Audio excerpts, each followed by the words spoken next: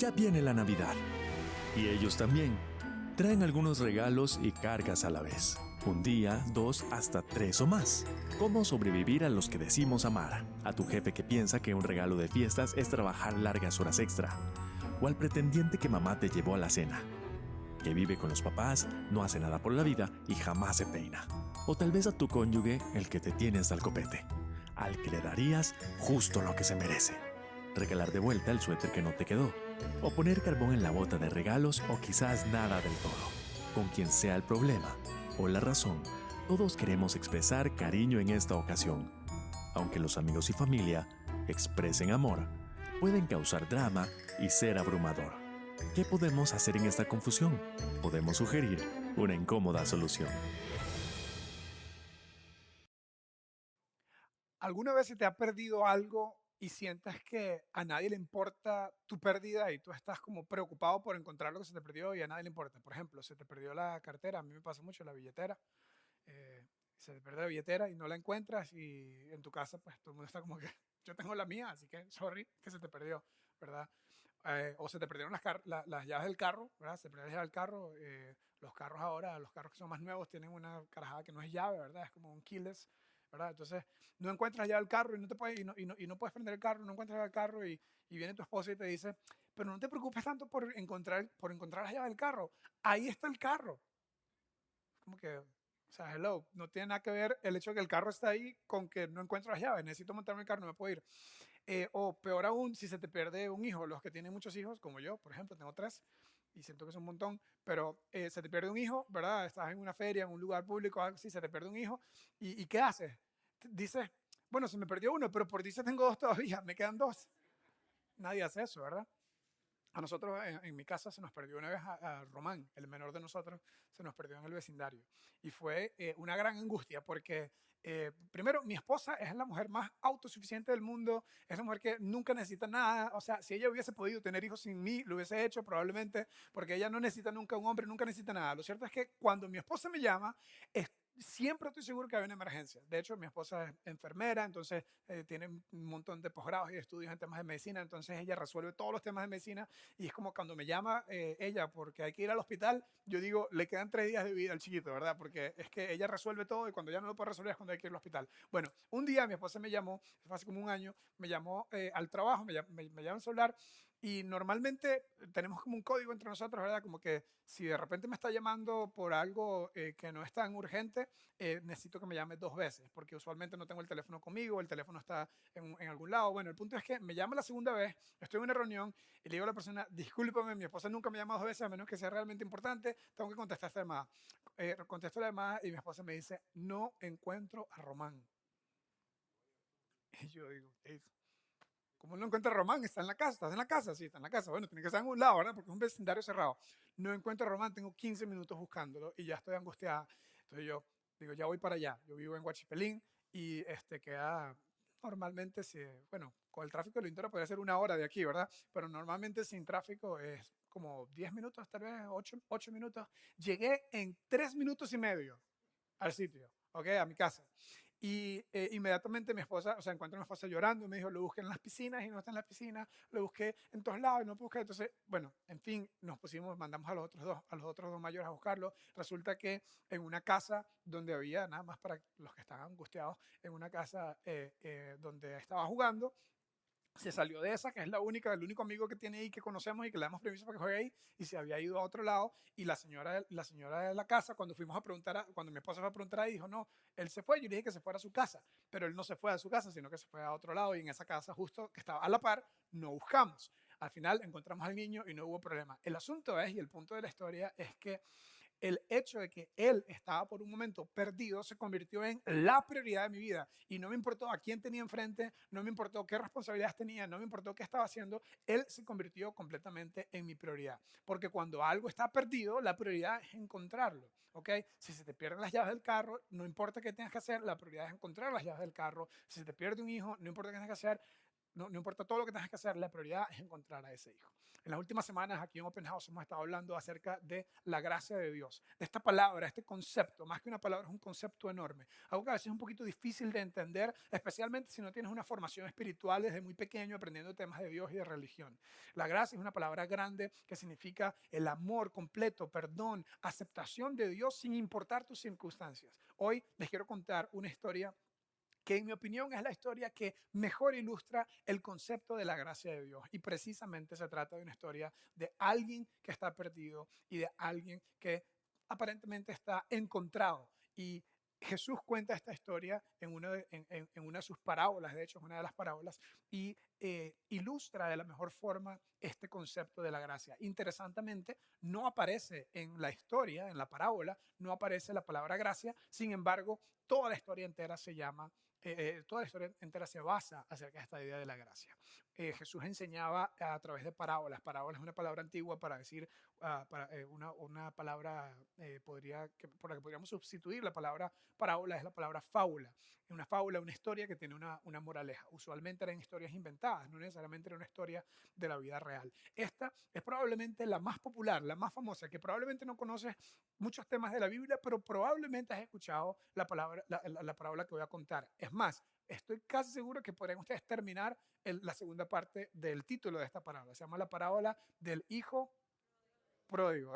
Un montón de teólogos tenemos aquí, una gente de Dios, sin pecado concebidos todos, ¿verdad? Bueno, el punto es que esta es la parábola del hijo pródigo. Pero tal vez lo que no sabían era que esta historia del hijo pródigo realmente eran tres historias en una. ¿Ok? Y el contexto en el cual Jesús enseña esta historia es demasiado importante, porque probablemente escuchaste la parábola del hijo pródigo, terminaste la frase, ¿verdad? Como dije, que un hijo fue, se perdió, se gastó toda la plata de su papá y regresó y pidió perdón y lo aceptaron. Esa es más o menos la parábola, pero el contexto, o más bien como lo que pasó antes de que Jesús contara eso, es increíblemente importante. Eso está en el capítulo de Lucas, más bien el libro de Lucas en el capítulo 15, para los que les gusta leer la Biblia, y yo les motivo a que lo lean después por ustedes mismos, porque nada mejor que comenzar a leer la Biblia por ti mismo. De hecho, Lucas capítulo 15 es mi capítulo favorito de la Biblia, ¿ok? Yo he pasado leyendo la Biblia por muchos años, estudié en el seminario, hice posgrados de Biblia, estudié teología para atrás y para adelante, ¿verdad? Y bueno, crecí en la iglesia cristiana, ¿verdad? Aprendiendo de Dios todo el tiempo, y básicamente soy como un geek de Biblia. ¿Quién es eso, verdad? Hello. El punto es que de todos los capítulos y todos los textos de la Biblia, este es mi favorito. Y comienza así. Dice Lucas capítulo 15, dice, muchos recaudadores de impuestos y pecadores se acercaban a Jesús para oírlo.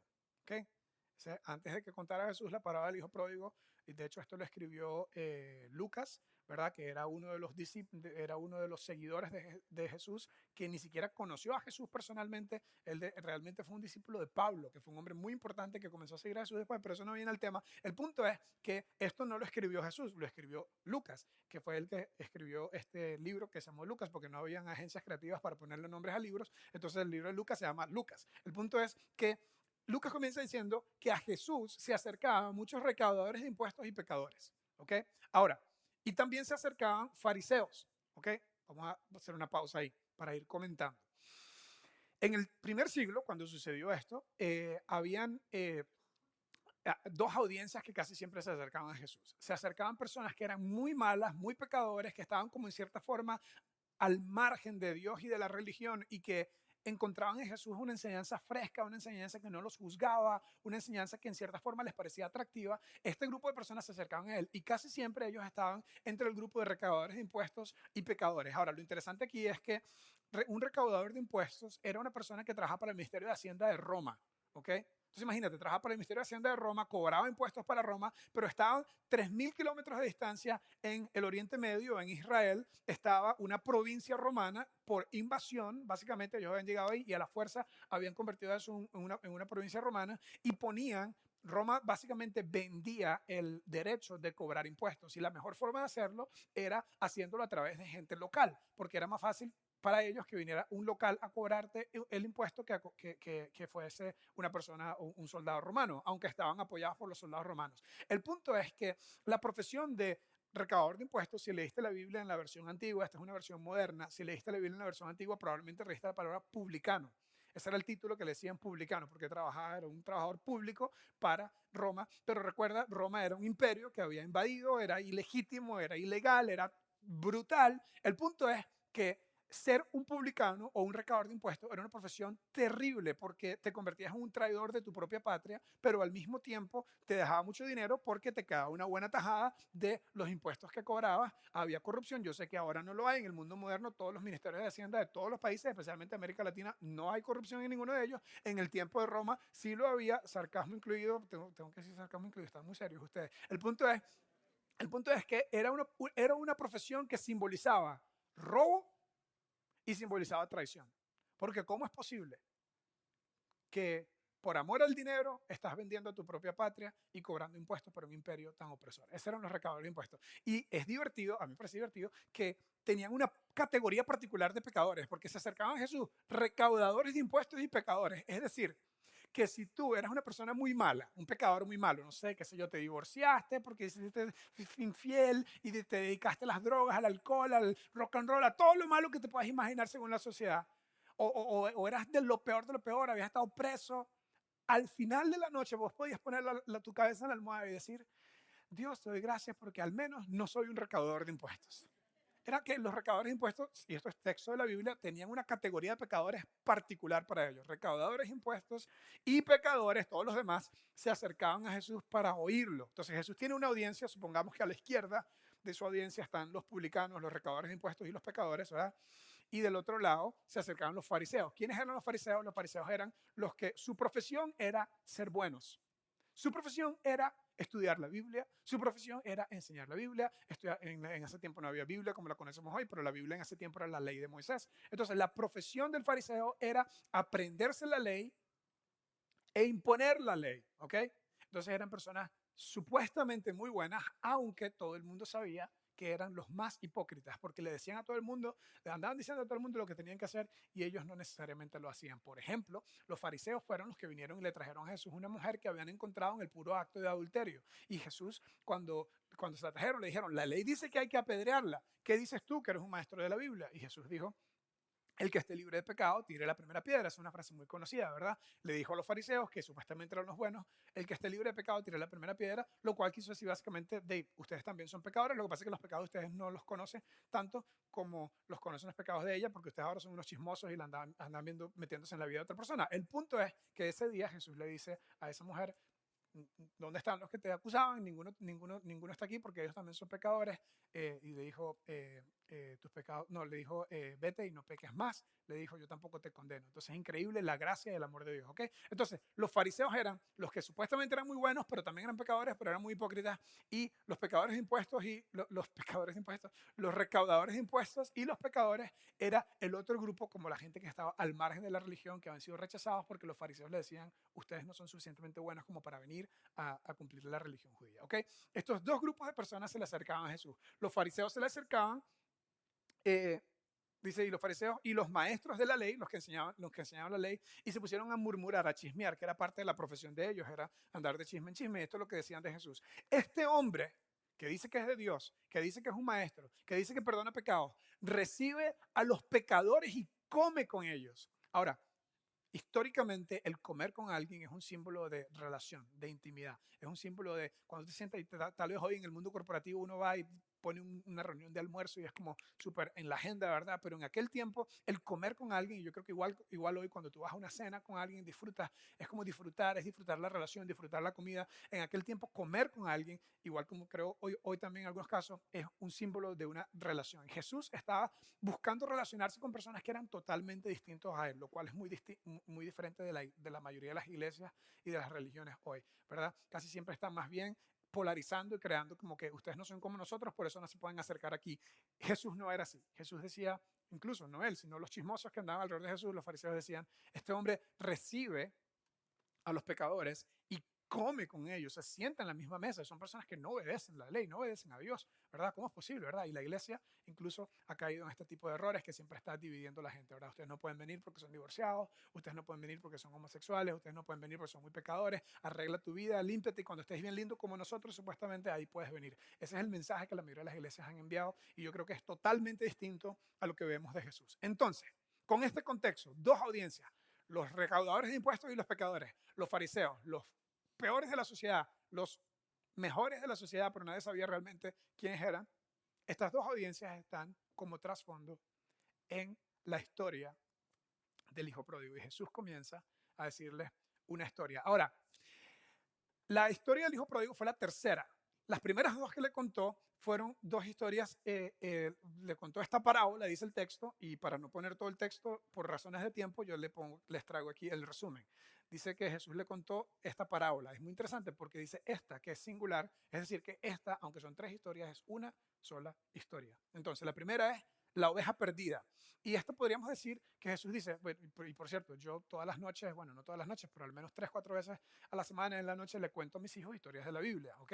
Entonces la historia la historia de la oveja perdida se las cuento y le puse un nombre, ¿verdad? La ovejita se llamaba Copito de Nieve. Había una vez un señor que se llamaba Ramón que tenía 100 ovejas y las conocía por nombre, ¿ok? Y cada día cuando él guardaba sus ovejas después que estaban pastando, las iba contando y las contaba por nombre porque las conocía muy bien. Y un día el señor Ramón se pone las manos en la cabeza. Esta es la versión que le cuento yo a mis hijos porque todos están muy pequeños, ¿verdad? Se pone las manos en la cabeza y dice, oh, no puede ser, Copito de Nieve se volvió a perder, ¿ok? Así he elegido contando yo todas las historias de la Biblia a mis hijos. Entonces, la historia de la oveja perdida se trata de un hombre que tenía 100 ovejas, se le perdió una y dice la historia que dejó las 99. ¿Dónde las dejó? Las dejó ahí al aire libre. ¿Qué pasa? ¿Qué irresponsabilidad? No sabemos. Simplemente Jesús está contando una parábola, una fábula, con una moraleja, con un punto. ¿Ok? La primera es, se le perdió una oveja y esta es, podríamos decir, parte de la ilustración o de la moraleja, es una pérdida inocente. Alguien que se perdió por no poner mucha atención y una cosa llevó a la otra y al final terminó perdido. El punto es que esa es la primera historia. Dice que el texto dice que dejó las 99, se fue a buscarla y la buscó y la buscó hasta que la encontró y luego la trajo, la puso sobre sus hombros y le dijo a sus familiares, a sus amigos, le dijo, alégrense conmigo porque se me había perdido mi oveja y ya la encontré, ¿ok?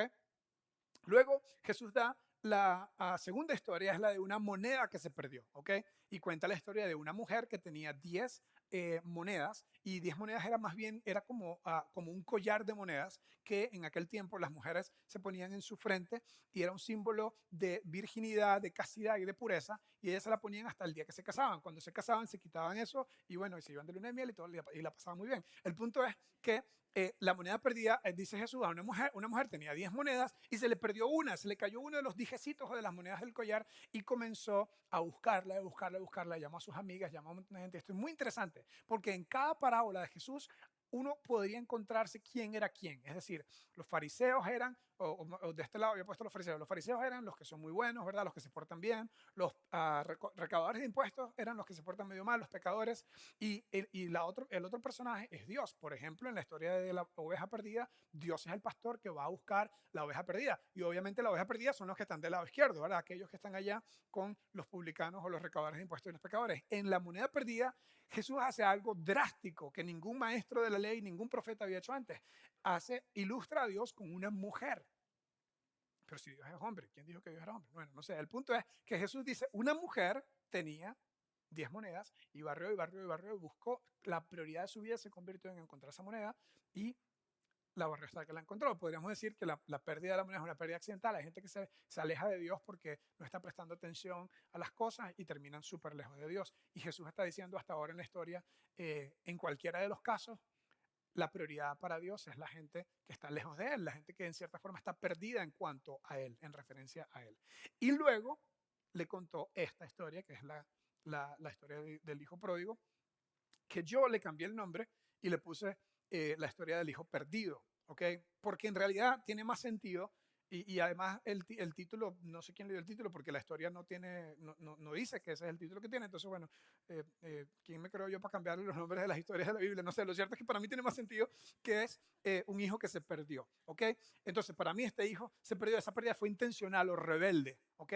Y esa es la historia que ustedes conocen de un hijo que le dijo a su papá, yo me voy. Más o menos la historia va así, se las voy a parafrasear y después le voy a leer partes claves de la historia.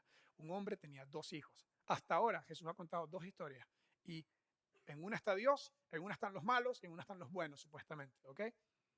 le cuenta la tercera historia. Le dice, un hombre tenía 2 hijos. Ese hombre representa a Dios. Y los 2 hijos representan tal vez a los publicanos, los pecadores, los recaudadores de impuestos, lo peor de la sociedad. Y del otro lado, a los que supuestamente son buenos, que no rompen ni un plato, ¿verdad? Pero nadie sabe que rompen toda la vajilla. Pero bueno, ese es el otro grupo, ¿ok? Jesús dice, un hombre tenía 2 hijos, ¿ok? Y el menor vino y le dijo, esta es la versión tica, ¿verdad? Yo no soy tico, pero bueno, ahí le voy entrando al lenguaje tico.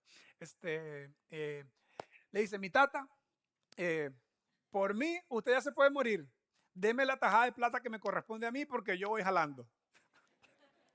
Me voy, me da mi plata y me voy y le pidió. Ahora, si regresas al contexto histórico de este momento, cuando Jesús está contando esta historia y esta gente que lo está viendo, o sea, nada era más importante en esta cultura que respetar a tu papá y a tu mamá. De hecho, yo tengo una regla en mi casa, yo soy medio antiguo, yo le digo, la única regla en esta casa es respect your mama, ¿verdad? Mis hijos hablan inglés en la casa porque mi esposa es gringa, ¿verdad? Entonces digo, una sola regla en esta casa, respect your mama. Si usted le falta el respeto a su mamá, se mete en problema conmigo, simplemente es más. Incluso hasta soy más tolerante cuando me falta el respeto a mí, pero a su mamá, no, en esta cultura, ¿verdad? Hace 2000 años, en el siglo I, respetar a tu papá y a tu mamá era lo más importante. Y Jesús cuenta una historia drástica, una historia de peor escenario. Y dice, un hombre tenía 2 hijos, el menor vino y le dijo, dame toda la plata que me corresponde porque ya voy jalando y me voy de aquí. Y dice que el papá se lo dio, o sea, como que la audiencia de Jesús dice, estaba esperando que Jesús dijera, y se sacó la correa y le dio unos correazos. Pero no, el papá le dio la plata de la herencia que le correspondía y se fue. Okay, usualmente la herencia se da cuando la gente se muere, pero este Dios dijo, por mí usted se puede morir, yo lo que ocupo es la plata, y se fue. Resulta que estando en un país muy lejos, después nos damos cuenta por algunas claves de la historia que se fue a otro país, estando en un país muy lejos, se gastó todo y se despilfarró todo, dice el texto bíblico, el cual una vez más motivo a que lo lean después por ustedes mismos, porque leer la Biblia es fascinante, ustedes creen que es un libro de religión, pero realmente fascinante, dice que vivió desenfrenadamente. Vaya usted a saber qué hizo ese muchacho cuando estaba por allá, vivió desenfrenadamente y se gastó toda la plata, ¿ok? Resulta que después y otra vez Jesús, para mí, el mejor storyteller del mundo, va progresando en la historia y va creando un escenario va creando un peor escenario. Dice que después que se gastó la plata, hubo una escasez en esa región, es decir, hubo una recesión económica, ¿ok? Como que subieron los impuestos, pusieron el IVA, la cosa se puso terrible, subió el precio de la gasolina, todo el mundo empezó a perder su empleo, tal cual como está pasando aquí ahora. Bueno, el punto es que fue peor, comenzó a haber un peor escenario, ¿verdad? Y dice que hubo una escasez, una hambruna, era la palabra porque todas estas historias yo me las aprendí en la versión antigua de la Biblia, entonces estoy constantemente teniendo que cambiar los términos en mi mente. Hubo una hambruna, comenzó a haber hambre, hubo una recesión económica y comenzó obviamente a faltarle. El muchacho fue tocando la puerta a todos los lados, que todos los amigos que tenía cuando él tenía plata, y ahí es cuando uno sabe quiénes son los amigos de uno de verdad, ¿verdad? Entonces, nadie le daba trabajo, nadie le abría la puerta, nadie le daba ninguna opción y terminó, según el peor escenario que está creando Jesús, y recuérdense que esto es una fábula, esto es una historia inventada de Jesús para ilustrar un punto, una moraleja, terminó trabajando en el peor lugar que te puedas imaginar, en una hacienda de chanchos.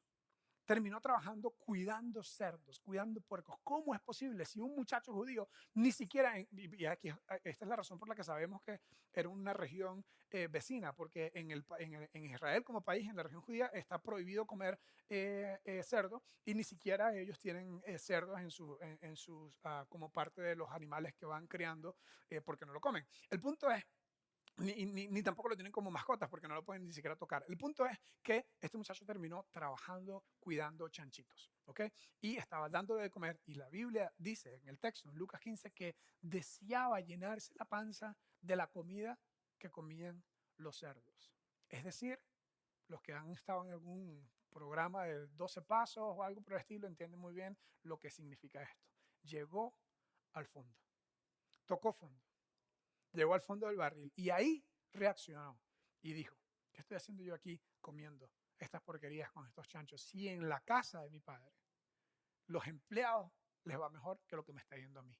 Voy a regresar a la casa de mi papá, le voy a pedir perdón y le voy a decir que me acepte al menos como un empleado, que me acepte como uno de los siervos que él tiene en su hacienda, porque allá, como siervo de él, voy a estar mejor que aquí. ¿Ok? Y ahí es donde comienza o donde sigue la lectura de Lucas 15. Todavía estaba lejos cuando su padre lo vio. A mí me parece que, otra vez, Jesús para mí es el mejor comunicador, el mejor storyteller del mundo. Y la forma como él cuenta esa historia es increíble. Dice que su hijo venía con su discurso preparado. Ya no merezco ser tu hijo, al menos hazme como uno de tus jornaleros. Pero todavía estaba lejos cuando el padre lo vio y se compadeció de él. Y ayúdenme a leer esta palabra. Salió, vamos a decir una vez más esa. Y salió, ¿quién? El papá. Jesús está diciendo que su padre lo vio cuando venía. Yo me imagino que tal vez se asomaba todos los días, ¿verdad? Cuando venía este muchacho, con las tablas en la cabeza, aprendiendo su lección. Pero no para darle un regaño, sino para recibirlo. Dice que salió corriendo. ¿Te imaginas? ¿Y quién es el padre en la historia? ¿Quién representa el padre? Dios. ¿Te imaginas a Dios corriendo hacia una persona que no ha querido nada con él? Hacia una persona que está lejos de él, pero que hace al menos un paso de regreso. Dice que salió corriendo a su encuentro, lo abrazó y lo besó. Pero ¿cómo lo besó? ¿Te imaginas la audiencia de Jesús en el primer siglo? ¿Cómo lo besó si estaba con cerdos y nosotros no podemos tocar cerdos, ni gente que toque cerdos? ¿Cómo lo besó? Está loco Jesús. Jesús estaba diciendo el gran amor y la gran prioridad del Padre. El joven que traía su discurso preparado se lo dijo: papá, he pecado contra el cielo y contra ti. Ya no merezco que se me llame tu hijo. Esto es muy interesante aquí, porque en la sociedad moderna en la que vivimos ya no hablamos de pecado, ya no hablamos de errores, de ups, ¿verdad? Y yo decía la semana pasada, en la charla pasada, decía que el pecado es algo muy grande. Es algo tan grande que nos afecta a nosotros, nos desintegra, nos lleva al fondo del barril. Y es algo que afecta nuestra relación con Dios, afecta nuestra relación con otras personas. Eso es la capacidad que tiene de hacer el pecado. Y él dice claramente, no fue que cometí un error, no fue que me equivoqué, no fue un accidente, he pecado contra el cielo y contra ti. Ya no merezco. Esto es muy interesante, ¿verdad? Porque la gracia es algo que no merecemos. Este hijo está diciendo, no merezco que se me llame tu hijo. Pero el padre, yo me imagino, le puso los dedos en la boca, le dijo, cállese mi hijo. Y le respondió de esta forma. Ordenó a sus siervos, pronto, traigan la mejor ropa para vestirlo, pónganle también un anillo en el dedo y sandalias en los pies, y traigan al ternero más gordo y mátenlo porque hay que hacer un banquete. Una de las cosas que más me gusta a mí de la Biblia y de Jesús particularmente, cuando lees el Nuevo Testamento te das cuenta que Jesús se la pasaba de fiesta en fiesta. Y como yo soy muy fiestero, me encanta esa parte de Jesús, ¿ok? Entonces Jesús le encantaba en las fiestas, siempre encuentras a Jesús en una fiesta. Y aquí dice que su papá decidió lanzar una fiesta para celebrar que su hijo, que estaba perdido en cosas malas, había regresado. Decide lanzar un banquete, lanzar una fiesta. ¿Y por qué va a lanzar una fiesta? Preguntarías tú. Y dice el texto, porque este hijo mío estaba muerto, pero ahora ha vuelto a la vida. Se había perdido, pero ya lo hemos encontrado. Así que empezaron a hacer fiesta. Recuérdate de cuando comencé, dije que si alguna vez se te ha perdido algo, si se te han perdido las llaves, si se te ha perdido la cartera, la billetera, o si alguna vez aún más, ojalá que no, se te ha perdido un hijo, pues Dios ve el mundo de dos formas nada más. Tiene algunos hijos que están perdidos y algunos hijos que están encontrados. Y la prioridad de Dios, que en mi opinión es la moraleja de esta historia, ya me estoy adelantando al final, la prioridad de Dios es el hijo que está perdido. Pero esa no siempre es la prioridad de la religión, esa no siempre es la prioridad de las iglesias. La prioridad de Dios es la gente que espiritualmente está perdida. Es la gente que relacionalmente para con Dios están perdidos. Y este texto enseña que la prioridad de Dios es la gente que está perdida y que está alejada. Es decir, que la gracia de Dios, el regalo del amor, perdón incondicional de Dios, se inclina constantemente hacia la gente que más lo necesita. Y los fariseos que estaban en la audiencia de Jesús, que habían seguido todas las reglas, que no se habían perdido nunca la misa, que se sabían el Padre Nuestro, que sabían, el Padre Nuestro se lo sabe cualquiera, se sabían los otros rezos que no nos sabemos, los que no sabemos el Padre Nuestro, ellos se lo sabían todo y eran los evaluadores del cumplimiento de la religión. Jesús les decía, ustedes no son la prioridad. No despectivamente, pero simplemente en cuanto a agenda. Porque ¿de qué me sirve el carro si estoy buscando las llaves?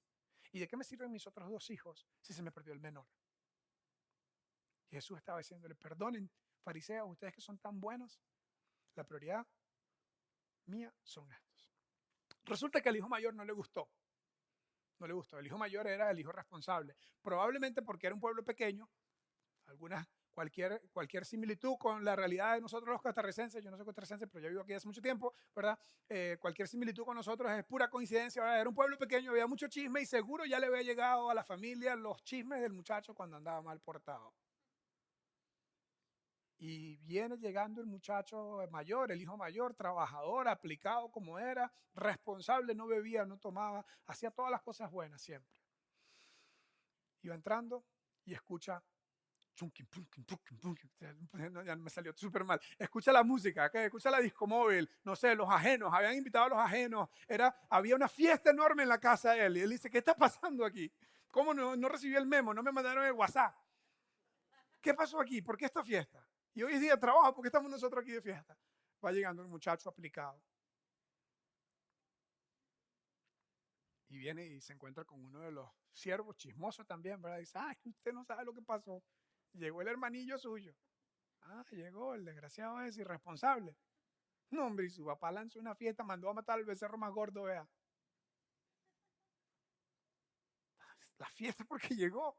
Ese hijo es, y yo como no digo malas palabras, ¿verdad? No voy a decir eso, especialmente, bueno, esto no es una iglesia, no es necesariamente un templo, ¿verdad? Pero estamos como iglesia. Seguro le vino una mala palabra a la mente y fue a confrontar a su papá.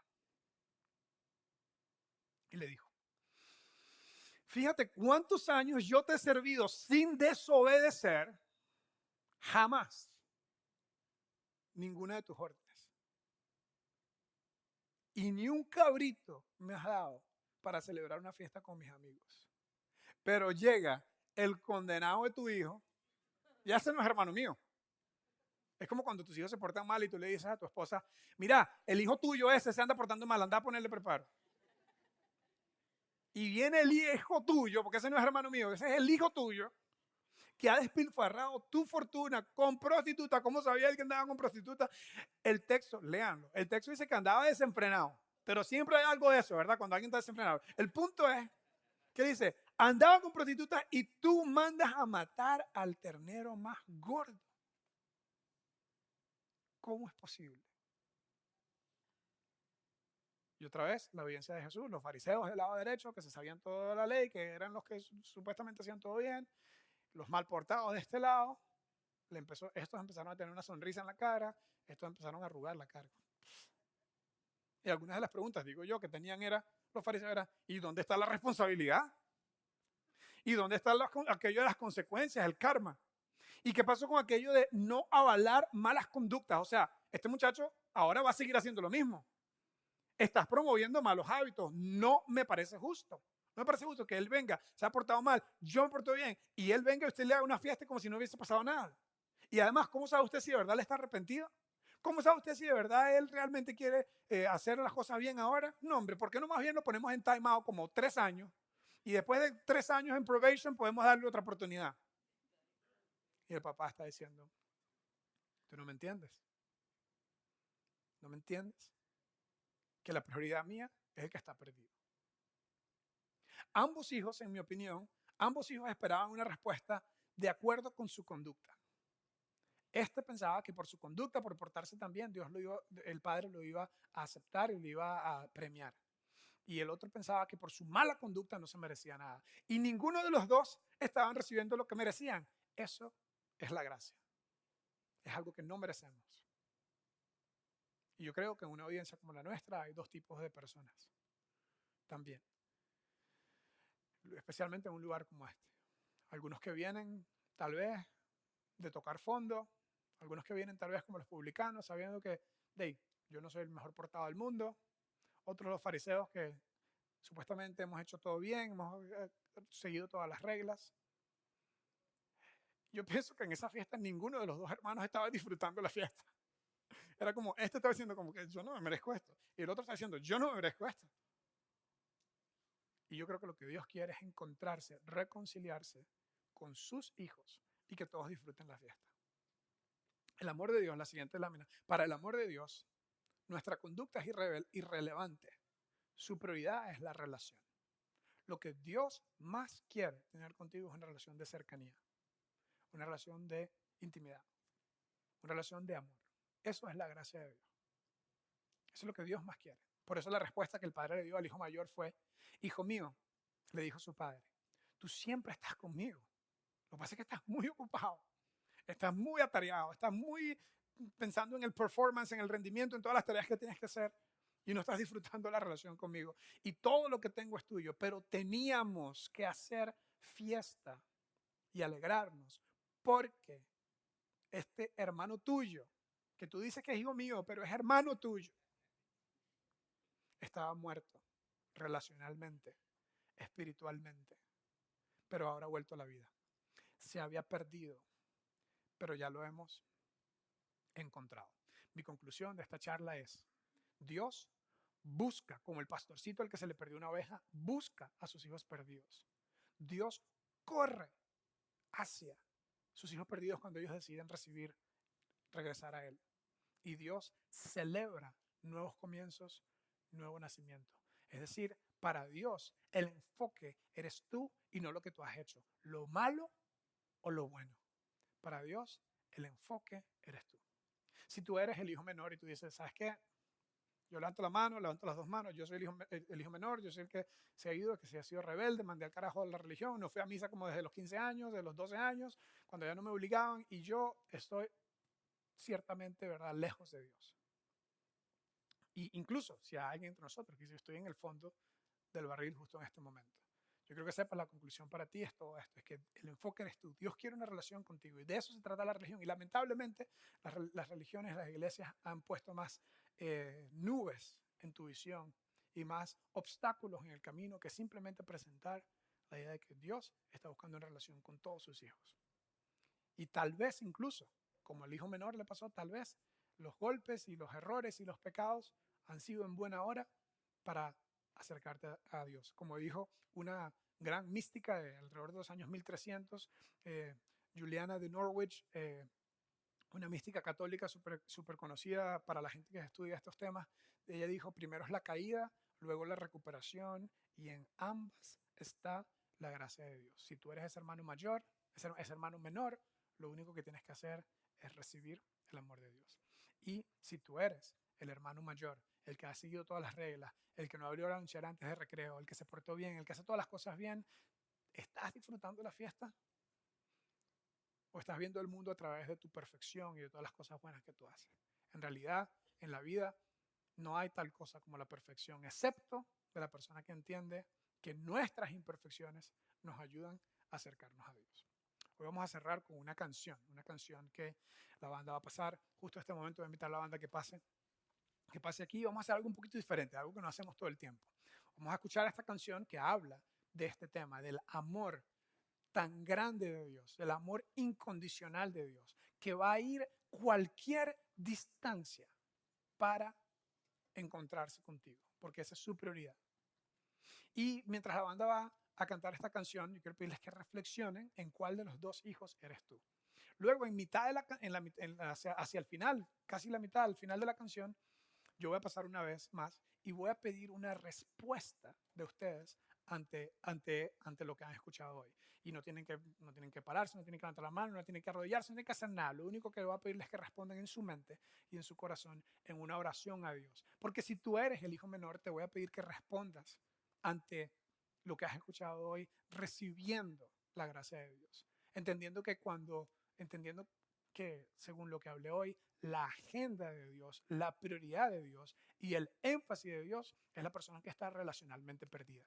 Es la persona que está relacionalmente muerta, la persona que está alejada de Dios. Y si tú eres ese, yo te voy a pedir después en la mitad de esta canción, antes del puente de la canción, que le respondas a Dios en una simple oración diciéndole, Dios, tal vez ese soy yo y te recibo. Y si tú eres el hijo mayor, te voy a invitar a que reflexiones y le respondas a Dios diciéndole, quiero comenzar a dejar de fijarme en todo lo malo que está haciendo todo el mundo y a comenzar a disfrutar mi relación contigo, a disfrutar la fiesta. Entonces esta canción es súper buena, por eso la escogimos para cerrar esta parte y precisamente habla del tema que acabamos de presentar. Entonces lo dejo con la banda y con esta canción y luego yo regreso.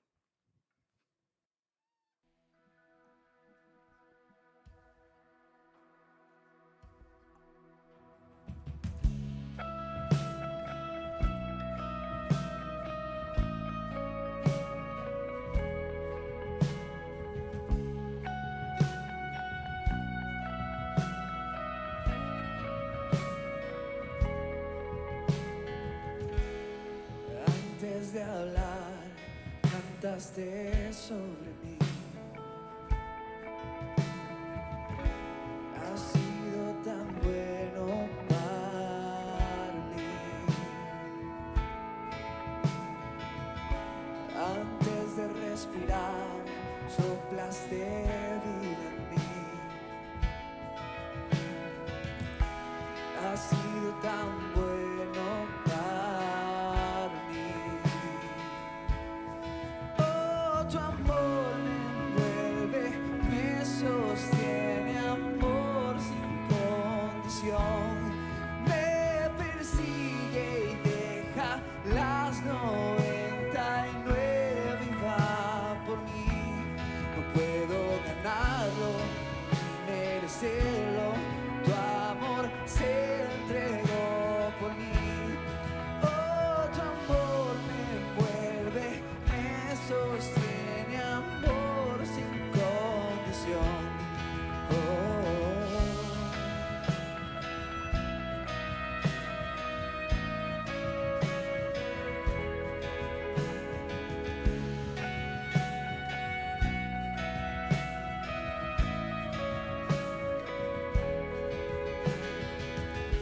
Aún lejos de ti, tu amor luchó por mí.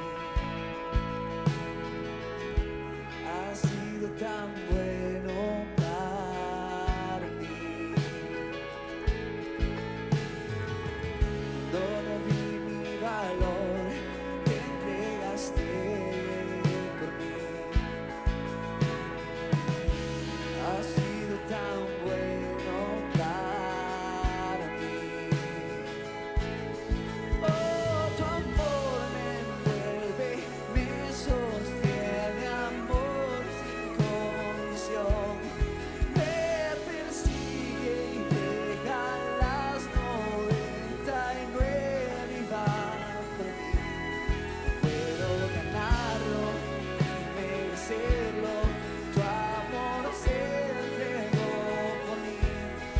Oh, tu amor me envuelve, me sostiene, amor sin condición.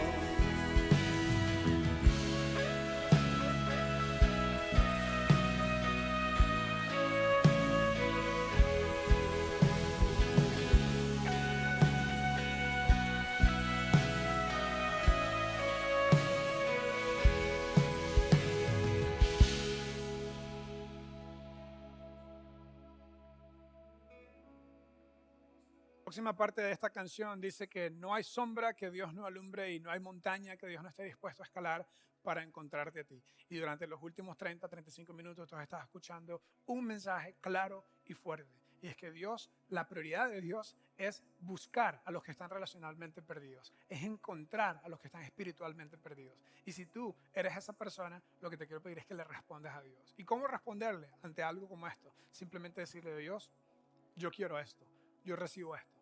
Te recibo en mi vida, recibo tu gracia, esa gracia, ese perdón, ese amor que habla esa historia del hijo pródigo, del hijo perdido, yo quiero recibirla. Y si tú eres esa persona, quiero pedirte que cierres los ojos y que tal vez utilices esta oración como una forma de comunicarte con Dios y decirle, tal vez por primera vez, sin importar si creciste católico, evangélico, pandereta, esto no se trata de esto. Eso se trata de reconectarte relacionalmente con Dios. Entonces todos vamos a cerrar con una oración y luego escuchamos a la banda esta última parte. Pero si tú eres esa persona que quiere reconectarse con Dios, yo te invito a que cierres tus ojos y que repitas en tu mente esta oración conmigo. Dile a Dios algo como esto. Dile: Dios, recibo el regalo de tu gracia.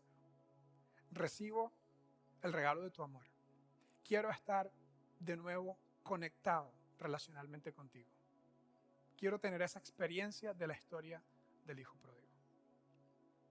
Si tú haces esa oración, yo te aseguro que así como el hijo pródigo tuvo un nuevo comienzo, tú hoy has tenido un nuevo comienzo. Y si tú eres el hijo mayor que se la pasa juzgando y criticando a todos los que no hacen las cosas correctas, te invito a que disfrutes la fiesta, a que te dediques a la introspección, te dediques a la viga en tu ojo y no a la paja en tu ojo y no a la viga en el ojo de tu hermano, y que así puedas vivir mejor la vida que Dios nos ha llamado. Vamos a cerrar con una oración y luego la banda termina esta fabulosa canción. Señor, te doy gracias por la historia de hoy.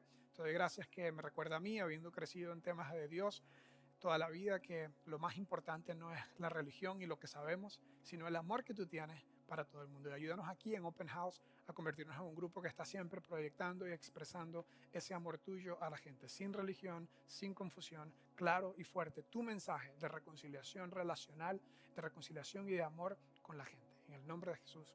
Amén.